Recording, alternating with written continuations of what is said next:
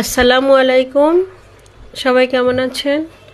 আজকে আমি চেপা মাছের শুটকি ভুনা করব। তার জন্য পেঁয়াজগুলো ভালোভাবে ভেজে নিলাম।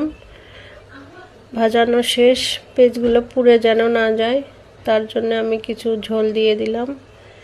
এর মধ্যে আদা বাটা, রসুন বাটার পরিমাণটা একটু বেশি দিলাম। জিরে বাটা দিয়ে পেঁয়াজগুলোর সঙ্গে ভালোভাবে মিশিয়ে নিচ্ছি। এখন মরিচের গুঁড়া দিচ্ছি। এই ভর্তাটা ঝালটাই অনেকটা টেস্ট, ঝাল ঝাল করেই ভর্তা করা হয় বা ভুনা বলেন। এই যে মশলাগুলো আমার কষানো শেষ, এখন এর মধ্যে আমি চেপা মাছগুলো দিয়ে দিব। এই যে চেপা শুটকিগুলো দিয়ে দিলাম। এখন আমি আলতোভাবে নেড়ে চেড়ে 2-1 মিনিটের জন্য ঢাকিয়ে রাখবো।